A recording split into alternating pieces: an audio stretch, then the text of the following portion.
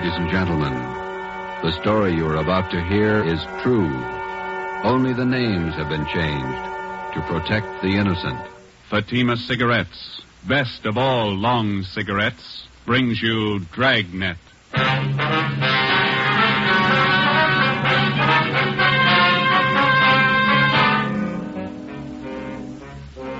You're a detective sergeant.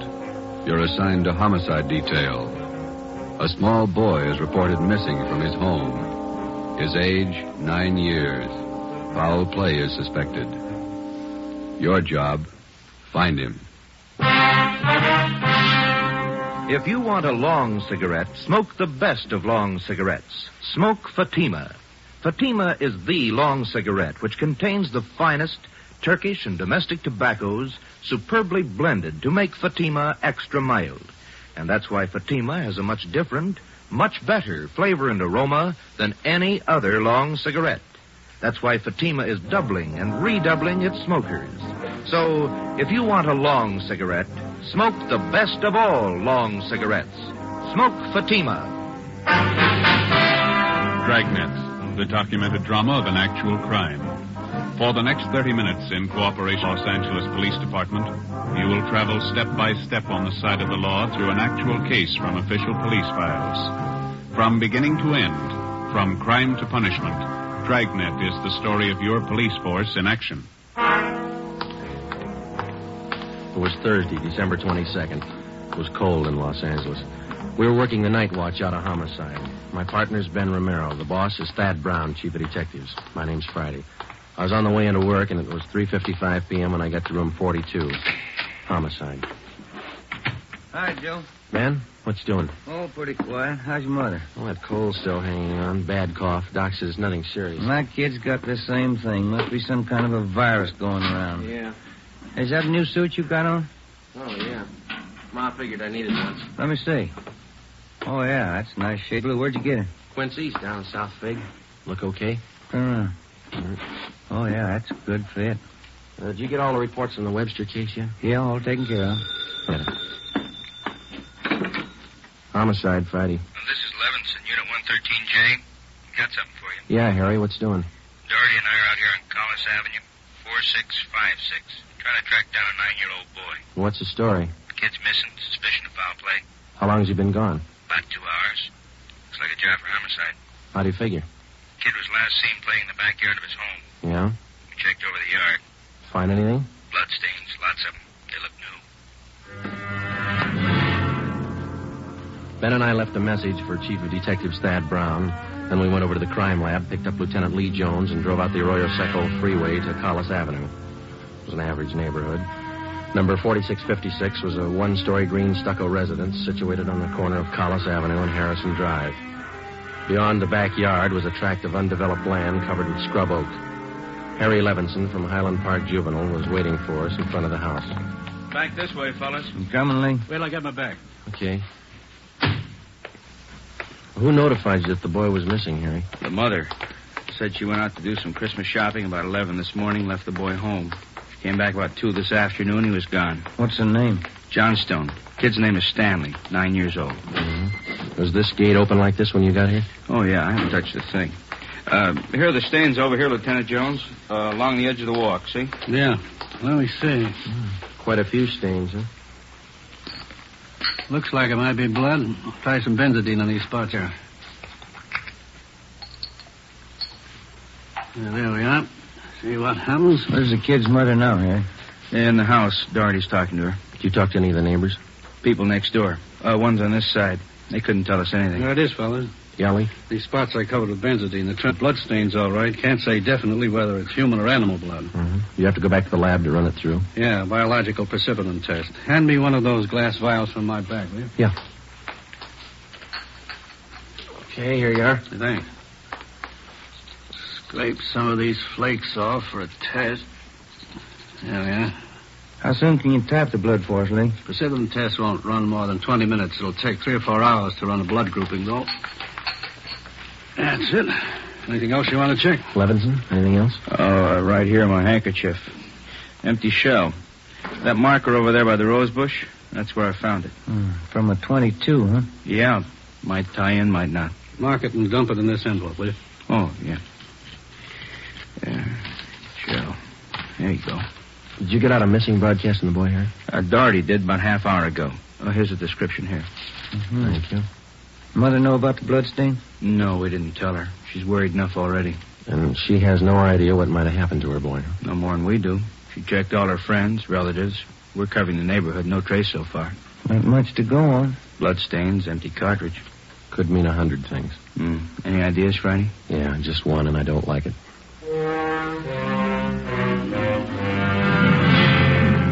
4:30 p.m., Thursday, December 22nd. The neighborhood search for 9-year-old Stanley Johnstone continued. Lee Jones went back to the crime lab to start the precipitant test and the blood grouping. Levinson and his partner Doherty from Highland Juvenile stood by. We called Chief of Detectives Thad Brown, and he ordered up a special detail to aid in the search for the missing boy. Ben and I questioned the boy's mother, Mrs. Ruth Johnstone, a woman in her early 40s. She seemed fairly calm under the circumstances. Miss Johnstone, is your boy Stan in the habit of wandering off without telling you where he's going? No, he's not in the habit of wandering off, but he has done it before. When was the last time, Miss Johnstone? You don't have any children, do you, Sergeant Friday? No, I'm not married. Well, there comes that time in every young boy's life when he feels that it's time to leave home, to go out on his own. It usually happens somewhere around 8 to 10. I think I know what you mean. I got a boy. Well, then you know how it is. My husband and I scolded Stanley one day after school, and he was quite put out about it. He thought George and I were unfair. Packed a few of his things and left. How long was he gone? Oh, no time at all, about 2 hours. I was worried about him, but my husband said to leave him alone. Said every boy had to go through that stage. Well, then you think he's run away from home again this time? Yes, I think so. He's been gone about 4 hours now, and I have a funny feeling about it. Did you and his father have some misunderstanding with the boy recently? Well, that's just it. We haven't. I don't mind telling you now that we're talking about it. I am getting worried. Any place around that he might like to visit? Hobby shop, playground, where he might be? Yeah, there's Jensen's model shop and little Shanna Burroughs, but I've already called them, and he hasn't been seen all day. I called all his friends. They have no idea where he is either. We'd like a list of all his friends and the places that he was known to frequent. Oh, yeah? All right, I'll get them to you. Where do you suppose he is? Where's your husband now, Miss Johnstone? Oh, he's at work. George works for the city. He's a fireman. What house is he stationed at? Engine Company 12. He's working the A platoon. He'll be home tomorrow morning. I haven't told him that Stanley's gone. Was there any chance that the boy might be down at the firehouse with his father? No. No, he seldom goes down there anymore. No, I don't think he's there. I'm awfully worried. May I call my husband? Certainly. Go right ahead.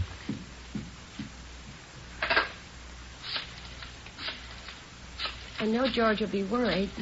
Stanley's been gone too long. Hello? May I speak with George Johnstone? This is Mrs. Johnstone. Thank you. I hate to call George at his work. Yes, ma'am. Does your husband own a gun? Yes, he does. What caliber, do you know? Well, it's a .45 automatic. He got it. George? This is Ruth. George, is Stanley down there with you by any chance? Oh. No, I can't find him anywhere. He hasn't been here when I came home from my shopping. There are 2 policemen here. No, I said there are 2 policemen here. Oh, no, dear. I'll call you if we don't find him soon. All right, dear. Yes, you too. Goodbye. But I didn't think he'd be with George. That .45, is that the only gun in the household? Well, yes. Why are you asking about guns? Has anything happened that you're not telling me about? No, ma'am. Just routine checking. We'll have to take a look at that .45, though, if you don't mind. Maybe I should tell you. We do have another gun in the house, but it's all wrapped up. George bought it for Stanley's Christmas present. May we see it, please? Well, yes. Will you have to unwrap it? Yes, I'm afraid so. I think I can reach it. We had to hide it. So let me see. Oh, here's the paper it was wrapped in. Stanley must have found it. It's gone. See, here's the gift card and the box the gun came in, the rifle. Can I look at that box, ma'am? Thank you. How about it, Joe? .22 caliber. Thursday, December 22nd, 5:15 p.m. It was getting dark. The search for the missing boy continued. We checked the list of Stanley Johnstone's friends. None of them or their parents had any idea of his whereabouts. We talked with Levinson again. He had been in touch with the detail combing the neighborhood. They had found nothing. We went down to Collis Avenue and 10th Street, service station on the corner. 1 nickel, Joe? No, I got one. You watch for that, huh? Yeah. Okay.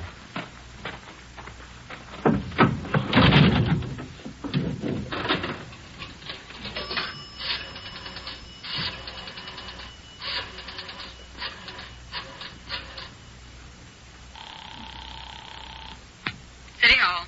2667, please. 2667. Crime Lab, Jones. Hi, Lee. Joe Friday. Yeah, Joe. Any sign of the Johnson kid? No, not yet. How are you coming? Finished the precipitin test. It's human blood. Yeah? Working with the blood group now. Do you know what type the Johnson boy has? Well, we didn't want to upset his mother. I thought we'd wait till the last thing. We're still in the neighborhood. Check with the family physician. That way you won't disturb him. Yeah, we figured on that. Oh, just a minute, Lee. Yeah, Ben. Boss just pulled up. Okay. Thad Brown's out here now. I'll check you later, Lee, huh? Yeah, right, Joe. All right, goodbye. Gentlemen, how's it going? Just checked with Lee Jones. Yeah, I know. It's human blood. What do you think? We talked with the boy's mother, Mrs. Johnstone. Found a gun missing. Yeah. Caliber's the same as the empty casing that Levinson found. 22. You said the gun was missing. Yeah, the Johnstones were going to give it to the boy as a Christmas present. They had it hidden, but it's gone now. Any idea who took it? Well, they left the Christmas wrapping behind. I think it was the kid. 22 rifle, huh? 9-year-old boy. When are they going to learn? First, it's carbide cannons on the 4th of July. The city issued ordinance after ordinance, but a few thousand kids around the country had to lose their eyes, fingers, hands before the parents gives us their full cooperation to outlaw them. I know what you mean. Sure you do. And every other cop in the country became the heavies trying to clamp down on them. It's always the same story. This time it's guns for Christmas. I know what you're thinking, but we're not sure yet. Listen, Friday, there's a city ordinance against giving a gun to a kid. You know that? Yes, I know that. There's a missing boy and a missing gun. There's blood on the ground and an empty shell. That's enough for me. We're going to stay with it. Something's got to break. Yeah. I hope it's not the hearts of that kid's parents. Oh, hi, Chief. I've been looking for you, Friday. What do you got, Harry? On the gun. New 22 rifle. Strong smell of cordite. I'd say it's been recently fired. Where'd you find it, Levinson? Back up there in that scrub oak. Up behind the Johnston house. Mrs. Johnstone identified it. Buckley took it down to the crime lab. Thanks, Harry. Is Miss Johnston okay? Pretty sick now. Kilby came up with something else. What's that? There's another one missing. An 8-year-old boy. 6:30 p.m. We talked with Officer Kilby about the other missing boy. He told us that his name was Stephen Moorheim, 8 years old. His family had just moved into the neighborhood, and it seemed that no one besides the Moorheim family knew that the boys played together. Mrs. Moorheim told us that Stephen told her that he was going out to play and that he'd be home by 6 o'clock for dinner. She told us that he was an unusually plump boy and almost never overstayed his playtime. We got a description of the Moorheim boy and put out a missing broadcast. We called the Johnstones' family doctor. He told us that Stanley's blood was type O. At 7 p.m., we talked again with Mrs. John Moorheim. Are you sure Mrs. Johnstone doesn't know where the boys are? She has no idea, Miss Moorheim. It's terrible. It's just awful. I feel there's more to this thing. Something you're not telling me. Well, there's no use to upset you until we know a few things for sure. Then you are holding back something. Now, please try not to worry, Ms. Moorheim. There are certain questions we'll have to ask, routine questions in any kind of investigation. Is there anything else you want to know? Yes, ma'am. What is your boy's blood type? That's a funny question. Do you think anything's happened to him? Have you found him and you're not telling me? No, ma'am, we haven't found him. We don't think anything's happened to him. His blood type. Yes, ma'am. I think I have it written down in Stevie's baby book. Yes, here it is. Type O. Thank you. I wonder if I might use your phone, please? Yes, of course. It's in the hall. I'll be right back, then. Yeah, okay.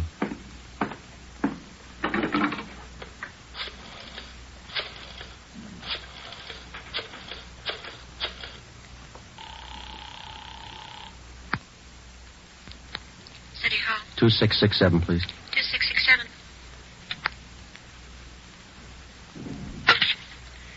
Crime Lab, Pinker. Hello, Ray. This is Friday. Lee there? Just a minute, Joe. Take 2, Lee. Jones speaking. Checking back, Lee. Did you get the blood types on the 2 missing boys? Yeah, both boys type O. So were the stains, Joe. Type O.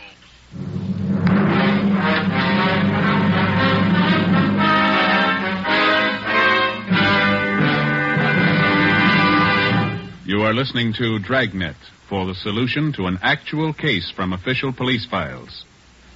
Now, here's a real solution to many of your Christmas shopping problems. If your friends smoke a long cigarette, give the best of long cigarettes, Fatima. Give Fatima for quality. The name Fatima has always stood for the best in cigarette quality. Give Fatima for flavor. Fatima has a much different, much better flavor and aroma than any other long cigarette. Give Fatima. They're extra mild. Yes, Fatima is the long cigarette which contains the finest Turkish and domestic tobaccos superbly blended to make Fatima extra mild. Yes, extra mild. So give Fatima for Christmas in the attractive golden yellow carton. It's the long cigarette that has doubled and redoubled its smokers. Yes, more and more smokers every day agree Fatima is the best of all long cigarettes.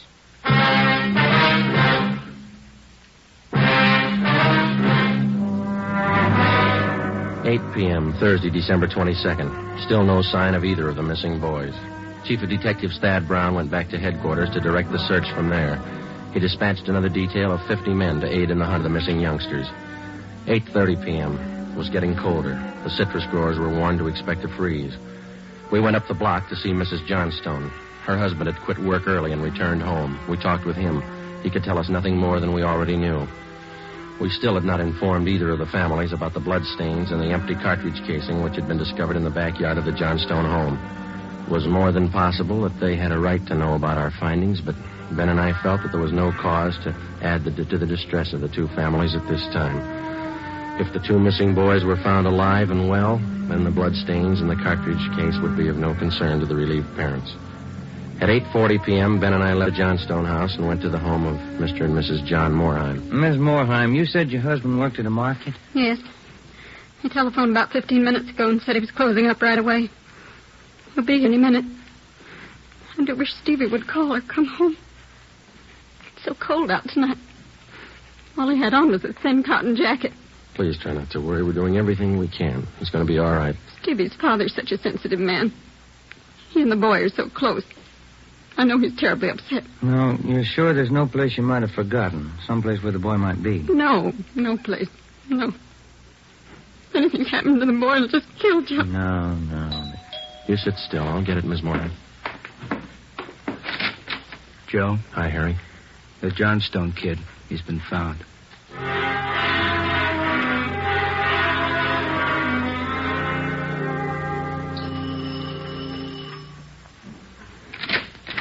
Oh, he's home, Sergeant. He's come home. Thank God he's all right.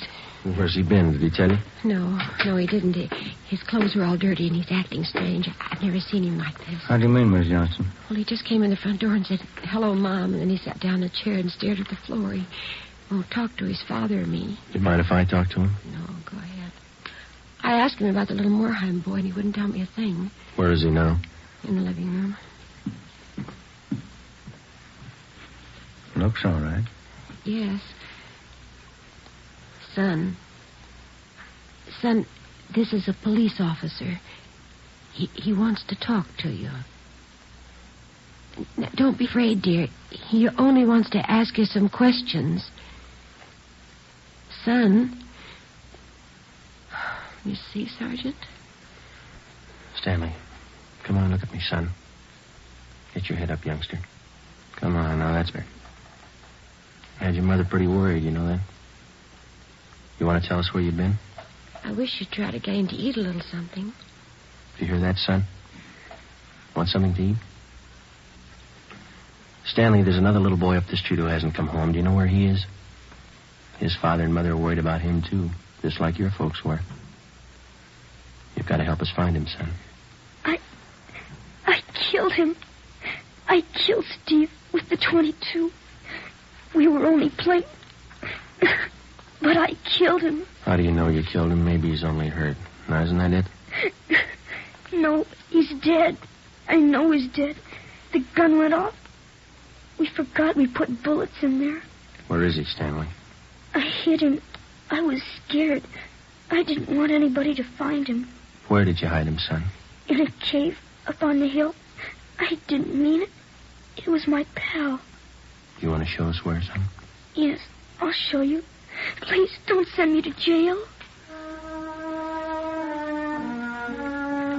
9:15 p.m., Thursday, December 22nd.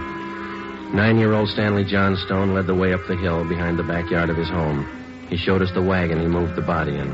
His father came along with us. About 50 feet from the crest of the hill, the boy went into a thicket of scrub oak.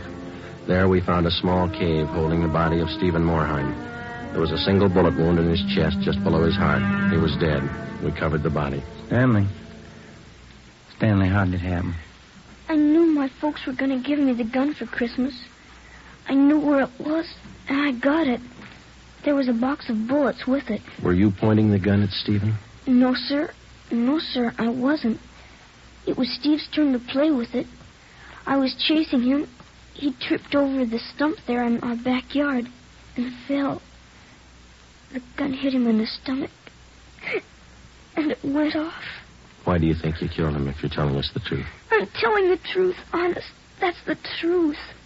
All right, I believe you, son, but why do you think you killed him? It was my gun. Steve would still be alive if I didn't go and get it. I should have waited till Christmas. It's all my fault. Where have you been all this time? In the cave with Steve. What were you doing in there, son? I was praying. I was praying for God to make him alive again. After a thorough investigation, Ben and I were convinced that the shooting of Stephen Morheim was accidental. Lieutenant Lee Jones' findings substantiated the Johnstone boy's story even to the smallest detail. We put in a call to the coroner's office and acquainted him with the facts. He designated a local mortuary to handle the body pending autopsy and granted us permission to remove the body to the Morheim home. Mrs. Morheim collapsed. The family doctor was called.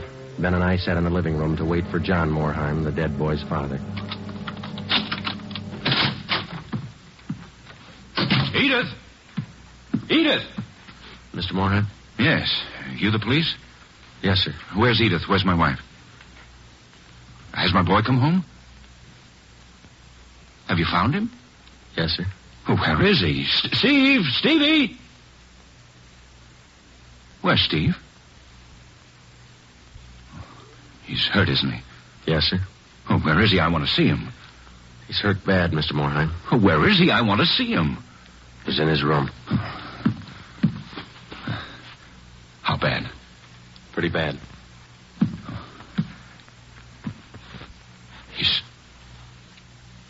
He's dead. All right, if I go in? If you want to. Will you go with me? Sure. Don't make it any harder on yourself, Mr. Morheim. I want to see my boy. Stevie. Mr. Morheim. Stevie.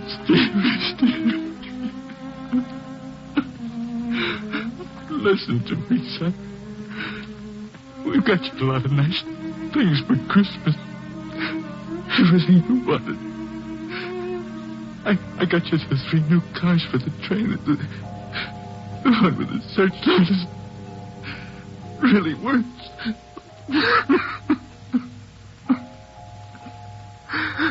Son, you got that new switch you wanted to, and a lot more try.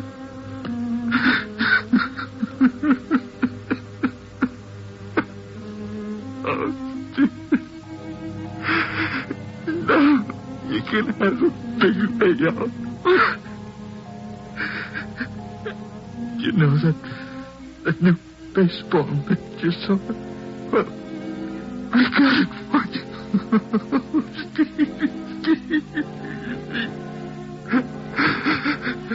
That cowboy outfit you wanted, I got that too.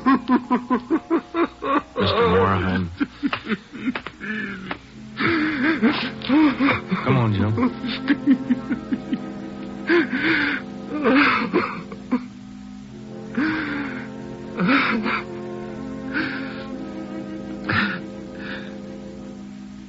What happened? It was an accident. He was playing with Johnstone boy up the street. Playing with a gun. It went off. What was the other boy's name? Stanley Johnston. It was an accident. Mr. Morheim, where are you going? I want to see that boy. We had no idea what the dead boy's father had in mind. We didn't feel that we should try to restrain him. We went along with him up the street to the Johnstone home.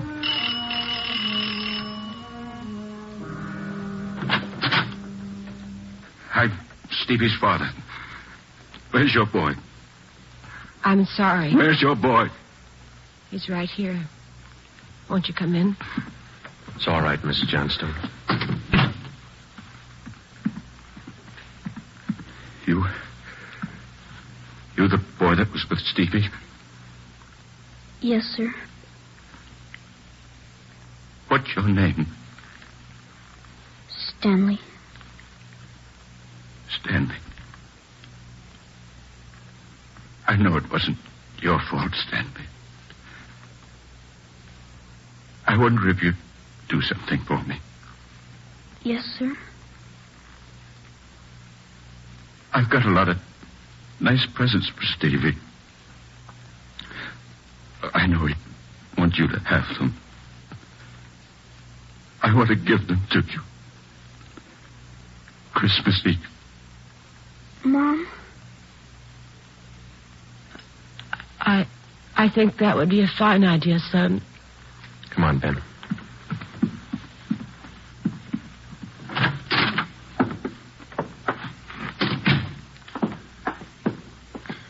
Well, what does it all prove, Joe? You don't give a kid a gun for Christmas.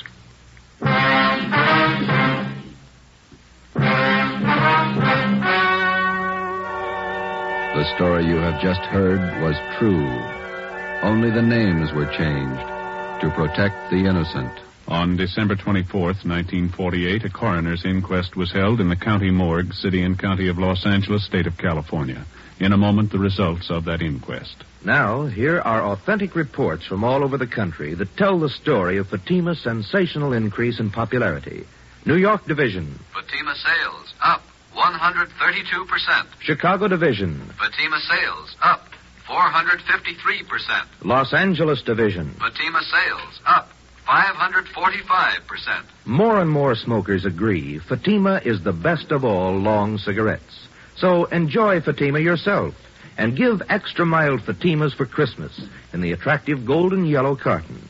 Everyone who smokes Fatima says that this great new long cigarette is the best of all long cigarettes.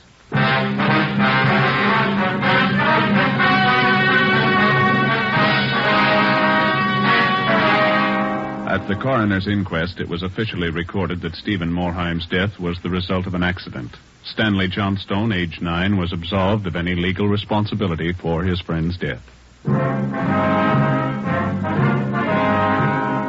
You have just heard Dragnet, a new series of authentic cases from official files. Technical advice for Dragnet comes from the Office of Acting Chief of Police W.A. Wharton, Los Angeles Police Department. Dragnet honors Hennepin County, Minneapolis, state of Minnesota, and the men of the Hennepin County Sheriff's Office, another of America's great law enforcement agencies. One of these men, Sheriff Ed Ryan, veteran police officer and department administrator, who dedicates his life to making yours more secure. Fatima Cigarettes, the best of all long cigarettes, has brought you Dragnet, portion transcribed from Los Angeles. Be sure to hear songs by Morton Downey tonight on NBC.